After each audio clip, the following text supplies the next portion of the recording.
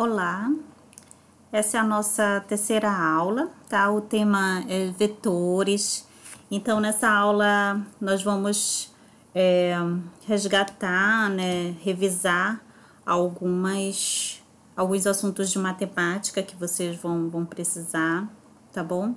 Vetores, na verdade, eu acho que vocês já tiveram a oportunidade de estudar em alguma disciplina de matemática e também no ensino médio, né? Algumas noções, pelo menos.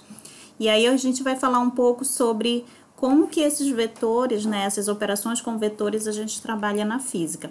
Vocês vão ver que as propriedades eu vou tentar sintetizá-las para mostrar como é que a gente opera com as grandezas vetoriais e o que realmente interessa a gente. Então, a gente vai direto ao ponto, tá bom? Então, os objetivos dessa aula são compreender a representação através de vetores para grandezas físicas, aprender a operar com vetores, identificar grandezas físicas vetoriais, tá? Antes, eu trouxe algumas ideias discutidas pelo Richard Feynman, naquele livro que eu mostrei na aula passada para vocês, né, naquela coleção vermelha. E ele vai falar sobre simetria. Eu acho que para a gente começar a falar de vetores, é importante que a gente comece a falar de simetria, certo? Então, o que é a simetria, né? Vocês vão ouvir várias vezes na física a gente usar esse termo, né? Uma coisa ela é simétrica se for possível submetê-la a uma operação e ela parecer exatamente igual a essa operação, após realizar essa operação. Né? Então, essa é uma citação lá do Feynman, né? Que ele já se baseia nesse Hellman-Weyl aí. E por que o Feynman vem trazer essa discussão sobre simetria? Né? Porque as leis da física, elas vão ser simétricas, né? Tanto para rotação quanto para translação. Então, a gente diz que as leis da física, elas são invariantes, né? Se essa transformação de rotação ou translação dos eixos ocorrerem. Vocês vão entender melhor na figura que vem. Por exemplo, se eu tiver um sistema, né, S, né, um sistema de coordenadas cartesianas, né, x, y, z, e eu tenho um outro sistema de coordenadas S', certo? Então, aí o que vai acontecer? Né, eu tenho uma distância A entre esses dois sistemas, então eu posso dizer que o sistema S', ele está transladado de A em relação ao sistema S, certo? Então, uma distância de A, a gente diz que ocorreu uma translação aí, certo? E aí, se eu tenho, olha, um objeto, né, que passa com uma determinada velocidade em relação ao sistema S, ele vai ter uma outra velocidade em relação ao sistema S', certo? Mas as leis da física, né, por exemplo, as leis de Newton, as equações de Maxwell, né, então, o teorema de conservação da energia são exemplos de lei da física. Então, elas vão ser invariantes para o movimento dessa partícula que está passando aqui, certo? Tanto no referencial S quanto no referencial S', né, porque o que ocorreu ali foi apenas uma translação, certo? Pensem numa translação como um movimento em uma determinada dimensão, né? E existe a possibilidade também de, em vez de transladar, né, de uma posição a outro sistema, eu vou rotacionar esse sistema. Então, aqui em rosa, né, vocês podem perceber aqui um sistema S, né, XY. E aí aqui de preto, esse sistema ele rotacionou, então é como se fosse um novo sistema, mas rotacionado de um ângulo θ, que está representado aqui embaixo, certo? Só marcar aqui. Vou usar o apontador do laser aqui. Então, o θ aqui, ó, né? Então, é o ângulo que esse sistema S' aqui, pretinho, está rotacionado em relação ao sistema S, que está de rosa. Se eu representar um vetor aqui, nesse sistema S, ele vai ter, né, as componentes dele na direção X e na direção Y, né? Então, eu tenho Fy e tenho Fx se esse vetor for um vetor F. Poderia ser a força, por exemplo. né? E aí, no caso do sistema S', eu teria a projeção desse vetor, né, no x', que seria o fx', e eu teria a projeção desse vetor do fy', né? Então, seriam novas componentes, mas as leis da física seriam as mesmas nos dois sistemas, porque o que ocorreu foi apenas a rotação de um vetor sobre o outro. De um eixo sobre o outro, na verdade, um sistema sobre o outro, né? Então, como que eu posso sintetizar as simetrias na lei da física, né? Não apenas as leis de Newton, mas também outras leis da física, até onde sabemos hoje, têm as duas propriedades que chamamos de invariância ou simetria sobre a translação e rotação dos eixos. Essas propriedades, elas são tão importantes que uma técnica matemática foi desenvolvida para tirar proveito delas na formulação e utilização das leis da física, que é a técnica vetorial. Então, por que na física é tão importante de nós estudarmos vetores? Justamente por conta dessa simetria nas rotações e nas translações. As leis da física, elas são invariantes para rotações e para translações. Então, como os vetores eles carregam essa propriedade, então eles são um ente que vão nos ajudar muito a entender, não é, as teorias e a representação física de um determinado sistema, de um determinado fenômeno, certo? E aí, por exemplo, os tipos de movimento. Existe o movimento unidimensional, que a gente chama de 1D, bidimensional, 2D, ou tridimensional, 3D. Né? Eu posso representar qualquer um desses tipos de movimento, né? A professora Lília vai trabalhar com vocês na próxima aula sobre esses movimentos, e eu posso representar através de vetores também. Não precisa ser um movimento bi ou tridimensional para eu representar em forma de vetor. O que é um vetor? É um segmento de reta orientado, né? Então, o corpo do vetor vai indicar o módulo, né? E a direção, né? O tamanho dele indica o módulo, né? O corpinho dele vai indicar a direção e a ponta, o sentido, certo?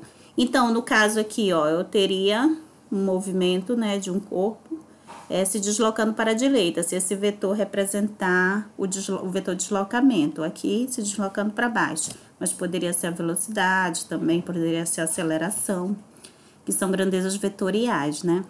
Movimento bidimensional, eu posso ter um eixo XY aqui, certo? E nesse eixo XY eu posso representar um vetor V, velocidade, por exemplo, né? E aí eu tenho a projeção tanto no eixo X, né, quanto no eixo Y.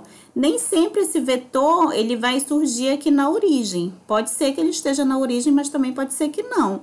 O que importa é que ele tenha um valor inicial e um valor final, né? Então, o que ele projeta aqui, eu chamo de projeção do vetor sobre o eixo X. E aqui, projeção do vetor sobre o eixo Y. É importante que essa projeção ela seja traçada a partir de paralelas aqui, certo? Então, aqui eu traço uma paralela em relação ao eixo Y, outra paralela em relação ao eixo Y, passando pela ponta e pela origem do vetor. Então, aqui vai dar origem à projeção desse vetor sobre o eixo X. Se, por outro lado, eu traço uma paralela ao eixo X, né, partindo da extremidade do vetor, né, da origem dele até a outra extremidade, então eu tenho outra paralela aqui em relação ao eixo X e eu tenho a projeção desse vetor no eixo Y, certo? No caso do vetor de um sistema cartesiano tridimensional, né, por exemplo, se eu tenho uma mosquinha andando pela sala, né? Então, se eu tenho uma sala, eu tenho uma mosquinha, eu quero representar o vetor posição. Aqui está sendo representado o vetor velocidade, mas eu poderia representar isso, o vetor posição, por exemplo, né? Esse vetor posição, num determinado ponto onde essa mosquinha estaria, eu partiria da origem, né, desses eixos e representaria um segmento de reta orientado até onde está a mosquinha, né? E aí, no momento que eu desço em linha reta aqui em relação ao eixo Y, certo? Até esse plano aqui formado pelo eixo XY. Aí eu traço uma paralela a esse plano aqui. E aí aqui eu vou ter a projeção no eixo X e no eixo Y. E a projeção no eixo Z, ela é essa paralela a esse plano aqui. Eu não sei se vocês já construíram à mão isso, né? Mas é importante você aprender a construir à mão esse sistema cartesiano aqui, representando um vetor tridimensional, tá? Mais à frente eu vou pedir isso para vocês. Então, entendendo a representação vetorial, né? Vetores são objetos, como eu falei, ou entes matemáticos, representados por um segmento de reta orientado, né? A linha da seta representa a direção do vetor. Então, no caso aqui, por exemplo, direção horizontal, vertical, são exemplos de direção. E a linha da seta a ponta representa o sentido, né? Então, aqui, no caso, está apontando para a direita, mas poderia estar apontando para a esquerda, poderia estar apontando para cima ou para baixo. Isso seria o sentido do vetor, certo? Então, nós na aula passada já começamos a discutir, né, sobre grandezas escalares e vetoriais, mas só retomando aqui algumas questões, né? Por exemplo, posição, deslocamento, velocidade, aceleração, temperatura, corrente elétrica, tensão, força eletromotriz, são exemplos de grandezas, né? Existem grandezas escalares e existem grandezas vetoriais. Aí, o que está destacado em azul são as grandezas vetoriais, as grandezas escalares. Escalares, lembram que eu falei na aula passada, são aquelas que não necessitam de direção e sentido para serem completamente entendidas, certo? Então, as grandezas escalares, por exemplo, temperatura, corrente elétrica, tensão ou voltagem, força eletromotriz, né, que a gente estuda lá em eletricidade, são exemplos de grandezas escalares. Exemplos de grandezas vetoriais, posição, deslocamento, velocidade, aceleração, tá? Aí não dá quase para enxergar, mas bem aqui, deixa eu ver se eu marco aqui. Eita! Bem aqui tá escrito potencial elétrico, deixa eu usar a borracha aqui. Aqui, ó, tá escrito campo elétrico, não sei se dá para vocês verem no vídeo. Campo elétrico, aqui força elétrica, aqui velocidade e aqui aceleração. A cor, eu mudei o fundo, esqueci de mudar a cor da letra, tá? Mas no caso, campo elétrico é um exemplo de grandeza vetorial. Força elétrica, grandeza vetorial. Potencial e energia potencial elétrica, exemplo de grandezas escalares. Posição angular e deslocamento angular são exemplos de grandezas escalares. Isso daqui é uma exceção que tem nos movimentos. Talvez a Lília fale para vocês. E velocidade e aceleração são grandezas vetoriais, tá? Então, vocês devem lembrar, quando a gente vê no terceiro ano do ensino médio, e vocês vão ver também em Física Básica 3, né, a representação do campo elétrico, né, gerado por duas cargas pontiformes. Então, o campo elétrico ele é representado saindo da carga negativa e entrando na carga positiva. Então, ele é representado como um campo vetorial. É como se fossem pequenos vetorezinhos aqui, né, que vão dar origem a essas linhas de campo, certo? E aqui é o caso de um movimento, né, circular, né, um objeto aqui, né, que vai efetuar um movimento circular, né? Então, ele está falando aqui o movimento retardado, é aquele quando a velocidade em relação à aceleração tem sinais contrários, né? Ou seja, pode estar freando, por exemplo, né? Aqui no caso, aceleração zero, movimento uniforme. Aqui, movimento acelerado é quando a aceleração ajuda a velocidade, então aumenta em módulo. E tem outras situações aqui que vocês vão analisar quando vocês estiverem vendo o movimento circular, tá bom? É muito importante atentar para as escritas das grandezas vetoriais. As grandezas vetoriais e as equações vetoriais, elas não podem ser escritas de qualquer jeito, né? Não é simplesmente colocar uma setinha em cima do F, né, ou da velocidade do V, que já vai estar certo. Não, eu tenho que considerar como que se escreve uma equação vetorial, respeitando todas as regras, tá? E a gente vai discutir aqui. Então, observações importantes sobre vetores. Na física, quando representamos o deslocamento através de um vetor, ele nada nos diz sobre qual é a trajetória da partícula realmente, né? Então, por exemplo, aqui, ó, eu dei um exemplo de um vetor roxinho aqui, né? Então, eu tenho, deixa eu mudar aqui. Eu tenho aqui o vetor deslocamento, ΔR, né, vetorzinho, e esse vetor aqui, né, seria o vetor de deslocamento. Então, esse seria o caminho por onde alguém andou, um objeto andou, sei lá. E aí, eu faço o vetor de deslocamento saindo do ponto inicial, indo até o ponto final, certo? Então, assim, o vetor de deslocamento, ele não carrega o significado do caminho, né? Ele vai ser só posição final menos posição inicial. Então, se eu pensasse em representar aqui como um eixo cartesiano, para representar isso, seria mais ou menos assim, ó. Se eu tivesse, vai ficar meio tortinho, mas só para vocês entenderem aqui, né? Se eu tenho o eixo X e o eixo Y aqui, ó, aqui eu teria o R1, né? E aqui, imagine que isso é uma reta. Eu teria o R2, certo? Então, aqui eu tenho a posição 1 e a posição 2. Então, da posição 1 até a posição 2, eu tenho o ΔR, certo? Que seria o deslocamento, tá bom?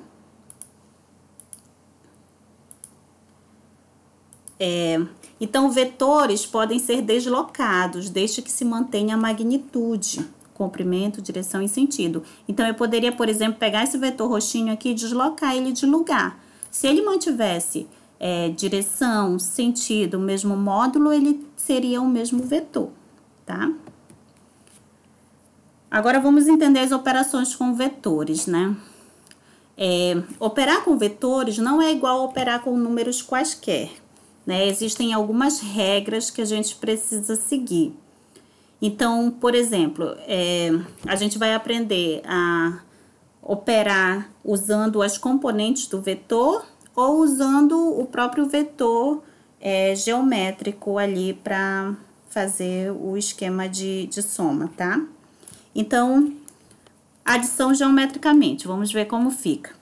O que eu posso usar o método poligonal, né? Que é quando eu junto as extremidades dos vetores para saber o vetor resultante. Então, aqui eu tenho, por exemplo, um vetor A, né? E um vetor B. Aí, para eu somar A com B, eu junto, né? O final do A com o início do B. É isso que a gente chama de juntar as extremidades, tá?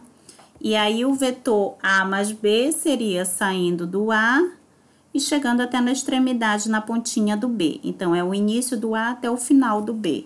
Isso é o vetor resultante A mais B, certo? Eu poderia também somar B mais A. Então, eu coloco B, tá aqui. Observe que eu desloquei ele para cá, mas eu mantive o mesmo módulo, a mesma direção e o mesmo sentido, certo? E eu vou somar ele com o A. Desloquei o A para cá, né? Então, é o B mais o A, mantendo o módulo, direção e sentido. E aí, o resultado disso, né, vai ser B mais A.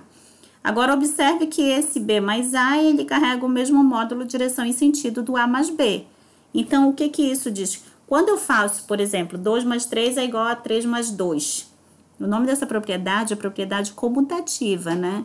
Dos números naturais. Então, os vetores, a propriedade comutativa para eles também é válida. Vocês vão ver que nem todas as propriedades são válidas para os vetores. Mas a comutativa da soma, ela é válida, tá? Porque o A mais B é igual ao B mais A, tá?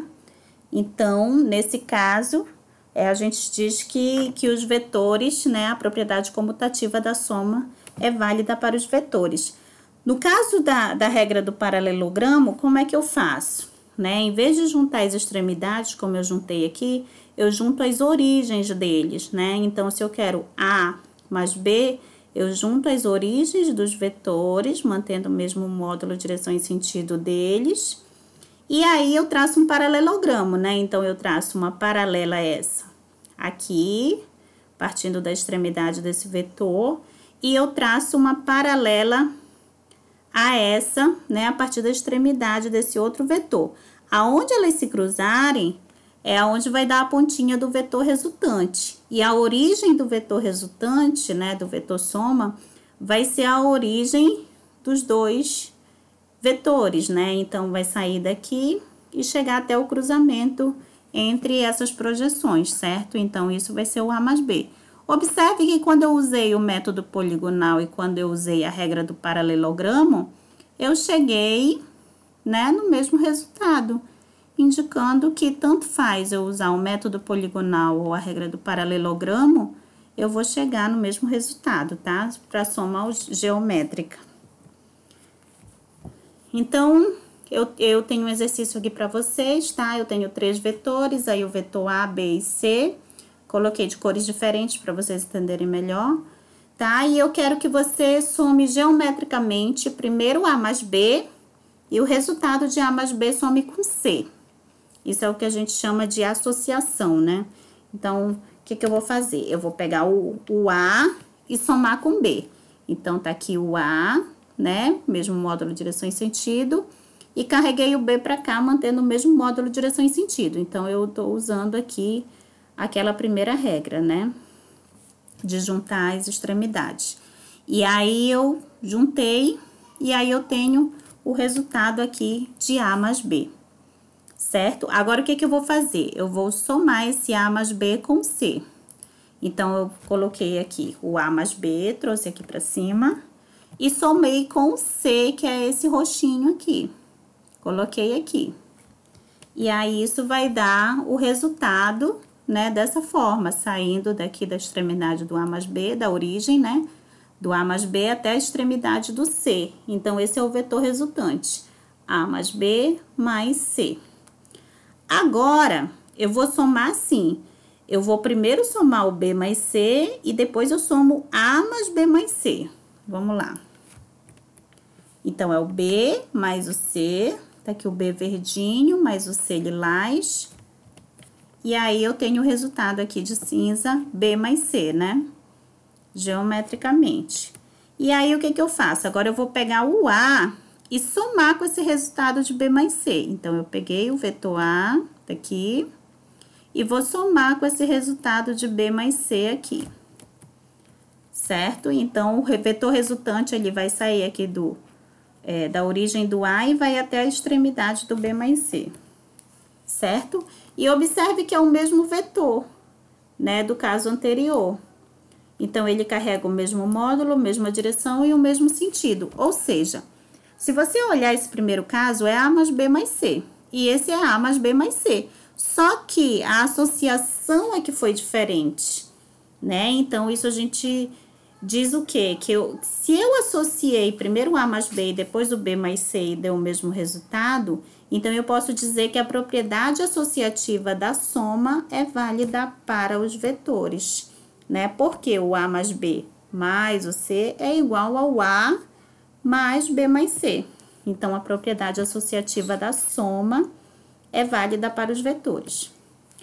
Ok? Vamos tentar entender como é que se dá a adição através de suas componentes, tá bom? Eu tenho aqui, olha, um movimento bidimensional, né? Então, eu tenho um eixo cartesiano bidimensional, tá? Então, eu tenho um eixo XY e eu tenho um vetor que está sendo representado aqui, né, pela letrinha A vetor. E esse vetor, ele faz um ângulo θ com relação ao eixo X. A origem desse vetor, ele não é a origem do eixo cartesiano, certo? E aí, eu posso ter as componentes desse vetor, né? Eu tenho a componente AX e a componente AY, né? Fazendo aquela projeção que eu já ensinei vocês aqui, para o eixo X e para o eixo Y, traçando as paralelas ao eixo, né? Eu tenho a X e a Y. E eu posso representar como isso? Esse vetor A, ele pode ser representado a partir de suas componentes, como AX na direção Y, que seria o X, né? O que é esse I aqui? Esse I vai ser o versor, ou vetor unitário. Ele é o que vai carregar a direção e sentido do eixo X. E o AY, que é a componente do vetor A na direção Y, J, que é o versor que vai carregar a direção e o sentido, né, do eixo Y. Observe que eu só posso fazer essa igualdade aqui se esse outro lado for um vetor, porque eu estou representando um vetor do lado esquerdo. Então, do lado direito, eu também tenho que ter um vetor. E como o A e X e a X e a Y são componentes, são vetores, são escalares, né? É só o valor, ele não é um vetor. Então, eu tenho que carregar ele junto com o versorzinho para dizer que isso é um vetor mais um outro vetor que vai dar um vetor resultante. Isso que eu falei para vocês que a gente tem que ter cuidado na notação, tá? Eu posso também representar esse vetor daquela forma que vocês já devem ter visto, né? Vetor A é igual, abre parêntese, a x, vírgula, a y, certo? Então, o I e J são chamados de versores ou vetores unitários, né? Como eu falei agora há pouco. E eu posso representar, né, esse vetor aqui como sendo a hipotenusa de um triângulo retângulo, cujos catetos são essas componentes aqui no eixo X e no eixo Y, né? Então, a X aqui, certo? E o AY aqui, na vertical, certo? Então, aqui forma um triângulo retângulo, cujo ângulo aqui que está na frente do AY é o θ. E aí, que relações que eu posso tirar a partir daí? Que o seno desse θ aqui é o cateto oposto, que é o AY, dividido pela hipotenusa, que é o A. Então, isolando o AY, fica A vezes o seno de θ, certo? E, mesma coisa o cosseno. Se eu quiser saber o cosseno desse ângulo θ, eu faço o AX, que é o cateto adjacente a esse ângulo, dividido pela hipotenusa, que é o módulo do A. Eu não posso colocar A vetor aqui, porque seno e cosseno são números, né? Então, eu não carrego aqui o vetor, eu só carrego o módulo dele, certo? Então, é AX dividido por A. Isolando o AX, fica A vezes o cosseno de θ, certo? Então, são relações trigonométricas que eu tô tirando daí. E a tangente eu posso representar como cateto oposto, AY, dividido pelo cateto adjacente, que é o AX, né? Então, tangente θ é o AY sobre o AX, certo? Então, em módulo, né? Lembrando que eu não tô carregando a direção e o sentido desse vetor nessas equações, elas são escalares, então é só o módulo dele. Então, em módulo, eu posso representar o módulo desse vetor tirando o teorema de Pitágoras daí, certo? Então, o módulo de A ao quadrado é igual a x ao quadrado mais o AY ao quadrado, que é o que sai de lá do teorema de Pitágoras, né? O quadrado da hipotenusa é igual à soma do quadrado dos catetos, que é essa relação que eu estou representando aqui. Toda vez que vocês verem assim, o módulo de A, do vetor A, é a mesma coisa que eu representar apenas o Azinho, porque isso aqui é só o módulo do vetor A. Então, como tá o quadrado aqui, eu posso representar aqui o A e tirar a raiz quadrada do outro lado, né? O A vai ser a raiz quadrada de AX quadrado mais AY quadrado, certo?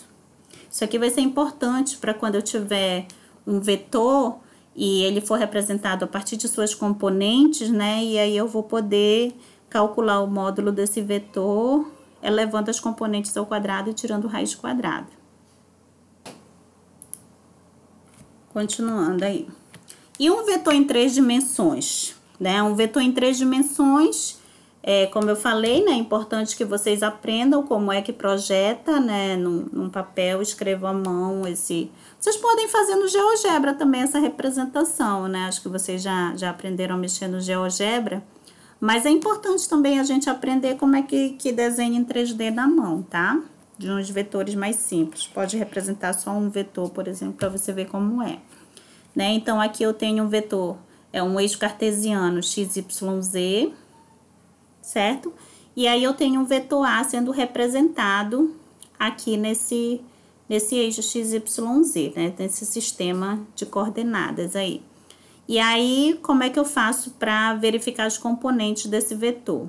Então, eu desço, né, uma paralela em relação ao eixo Z aqui, até ele chegar no plano XY, certo? Quando ele chega no plano XY, eu posso traçar uma paralela ao eixo X aqui, e aonde ele cruzar o eixo Y, eu vou ter a pontinha da componente AY, certo? E eu traço uma paralela ao Y aqui, e onde ela cortar o eixo X, eu vou ter o tamanho, né, da componente AX. Lembrando que a X é só quando ela está carregando o versor, no caso da direção X é o Y. O versor Y que ela se torna um vetor, mas ela em si não é um vetor, ela é uma componente, ela é um escalar. E o AY também, é o AYJ que dá esse vetor aqui, certo? Aí, como é que eu faço para saber a componente na direção Z? A partir da onde ele cruzou aqui esse plano, eu traço uma reta, né, até a origem, e depois eu traço, a partir da ponta do vetor original, eu traço uma paralela a essa reta aqui, até chegar no eixo Z. Aonde toca o eixo Z, vai ser o tamanho da componente AZ, certo? Então, aqui eu tenho um ângulo φ e aqui eu tenho um ângulo θ, né? São representações de letras gregas para os ângulos.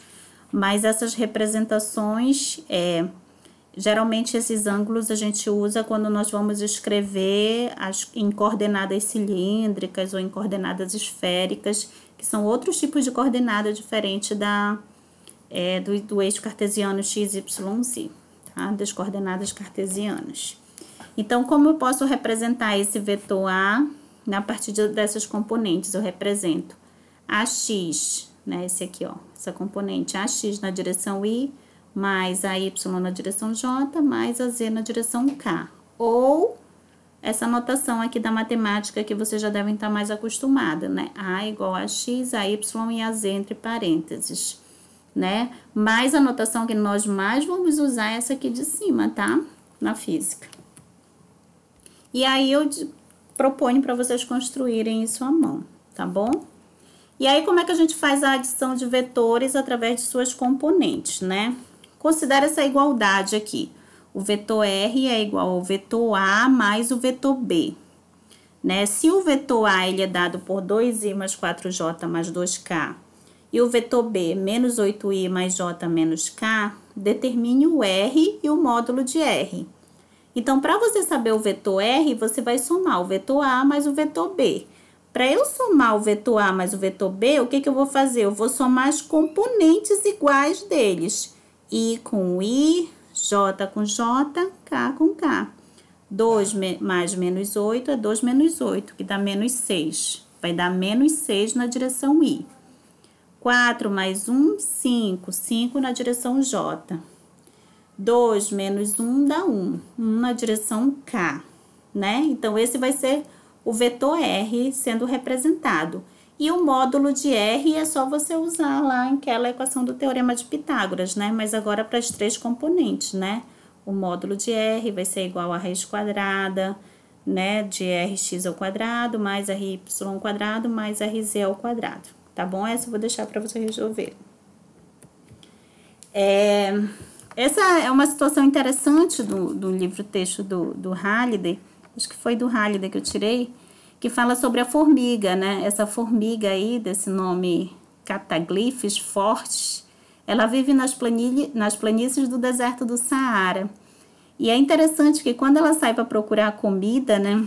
Tem um gráfico aqui que mostra essa formiga, home, olha a casa dela, né? Então ela sai, ela segue um caminho todo torto até chegar onde ela, né, vai encontrar alimentação. E depois que ela se alimenta, olha, ela percorre até 500 metros em uma superfície arenosa sem qualquer ponto de referência no deserto, né? Mesmo assim, ela consegue voltar para casa. E quando ela volta, geralmente ela segue uma linha reta, que seria o vetor resultante, né? Como uma formiga consegue encontrar o caminho de casa se não há pontos de referência no deserto? Então, isso é muito interessante, né? Assim, ela segue o vetor resultante, né? Tem um processo biológico, seria bom vocês darem uma olhada nessa situação, mas ela tem um processo biológico que ela vai seguir, né? Não só esse tipo de formiga, mas existem outros tipos de animais, a abelha, eu acho também, que elas seguiam, né? Por algumas características, né? De sensor, alguma coisa assim que vai levar ela até da onde ela saiu. É bem interessante. Círculo trigonométrico, isso é muito importante vocês relembrarem, tá? Para poder a gente utilizar aqui no estudo dos vetores, em toda a física, tá? Nós vamos estudar muito isso. É importante vocês lembrarem que esse eixo horizontal aqui, o que é um círculo trigonométrico? Um círculo trigonométrico é onde eu vou tirar as relações trigonométricas, né? Seno, cosseno, tangente, cotangente, enfim. Então, esse círculo, né, ele tem raio unitário. O que significa? O que é o raio, né? A distância do centro até a periferia, que é até a borda. Qualquer ponto desse aqui, dessa linha vermelha, até o centro, a distância, né, vai valer 1, como está sendo representado aqui. Então, o raio de um círculo trigonométrico vale 1, certo? E esse eixo X aqui, que seria, né, o eixo dos cossenos, e o eixo Y é o eixo dos senos, certo? Então, se eu ainda não sair de lugar nenhum, né, eu tô nesse ponto aqui, né, então o ângulo aqui vai ser 0 graus ou 0 radiano. No momento em que eu começo a me deslocar, né, eu tô com um ponto bem aqui, olha, né, eu tô num ângulo alfa em relação ao eixo dos cossenos, certo? Se eu quiser saber a tangente é essa reta aqui que vai cortar apenas em um ponto, né, esse círculo trigonométrico aqui, certo? Então, ela vai ser, quando eu projeto aqui a projeção, né, quando eu prolongo, esse valor aqui vai ser a tangente do ângulo. E o cosseno vai ser a projeção para o eixo X aqui, ó. Isso aqui vai ser o cosseno desse ângulo. E a projeção para o eixo Y vai ser o seno, certo? Então, aqui, aí eu vou crescendo aqui com o ângulo. Quando eu chego aqui, eu tô em 90 graus ou π sobre 2 radiano. Só lembrando que o radiano, o que é? Né? É o número de vezes que você consegue ter o raio ali, né? Então, se eu tenho aqui o raio de um círculo trigonométrico, se ele tá bem aqui, vamos supor que o raio... Deixa eu pegar aqui o raio do círculo trigonométrico, não consegui pegar ali. O raio do círculo trigonométrico, quantas vezes ele dá na circunferência como um todo? Não sei se vocês sabem me responder isso. Mas assim, se eu pegar o raio aqui, né? Quantas vezes esse raio cabe aqui, nessa circunferência como um todo? Vocês sabem? É aproximadamente 6,28. Como assim, professora? Né? Por que 6,28, para quem ainda não entende? 6,28, se vocês lembrarem, aproximadamente o π é 3,14. O 2π, aproximadamente 6,28. Por isso que a gente diz que uma circunferência completa, ela tem 2π radiano. Por quê? Porque dá aproximadamente 6,28 vezes o raio aqui. E aí, medido em radiano, se eu tenho, olha, se eu tenho um ângulo que dá bem aqui, cujo arco vale 1 raio, esse ângulo é 1 radiano, certo?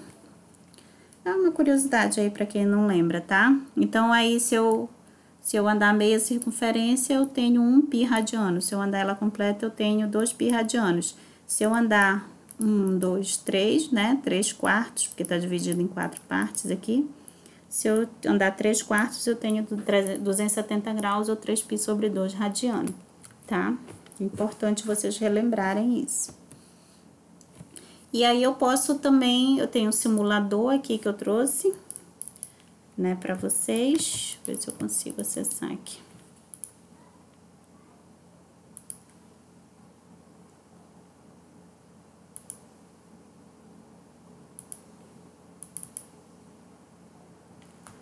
Tô conseguindo aqui.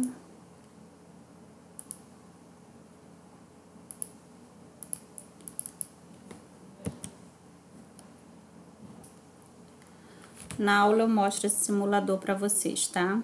Na aula da noite. Vamos lá.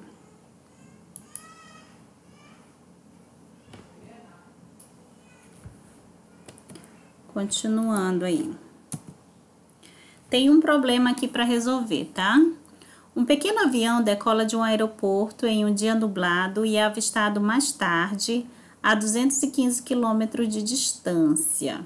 Observe aqui no eixo cartesiano, tá? Essa representação. Então, aqui no encontro, né, dos dois eixos X e eixo Y aqui no sistema de coordenadas, seria o aeroporto, né? Então, ele decola aqui, tá o vetorzinho posição dele, né? Ele estaria nessa extremidade aqui, a 215 metros de distância. E ele diz que faz um ângulo de 22 graus para o leste em relação ao norte. Então, a referência é o norte. Em relação ao norte, tem 22 graus para o leste. Então, é esse ângulo aqui que ele me dá, certo? 22 graus. Por que eu digo que é esse? Porque, olha, faz um ângulo de 22 graus para o leste é esse lado aqui, né? E aí, em relação ao norte, o norte tá aqui. Então, esse daqui, só apagar aqui. Esse daqui é o leste, né? Esse lado aqui. É o leste, né? Então, por isso que eu digo que é esse ângulo aqui que é 22 graus e não esse θ aqui, tá? Mas eu tenho como saber esse θ, certo? Quanto é esse θ? É 90, né? 90 graus menos os 22, que dá 68, né? Então, dá 68 graus, certo?